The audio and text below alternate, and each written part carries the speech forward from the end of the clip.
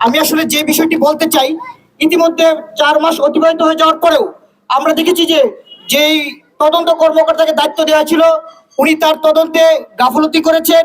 Even উনি অর্থ আত্মসাতের মাধ্যমে ভুক্তভোগীর পরিবারকে নানাভাবে ভয় দেখিয়ে মামলাটাকে ভিন্ন খাতে নেওয়ার জন্য তার পরিবারকে ভয়ভীতি দেখিয়েছেন। এমনকি এই মামলার চার্জশিট দেওয়ার বিষয়ে কথা বলে তার পরিবারের কাছ থেকে অর্থ নিয়েছেন, যেটি ইতিমধ্যে তদন্তাধীন রয়েছে, যেটি এসপি মহোদয় নিজে আমাকে জানিয়েছে।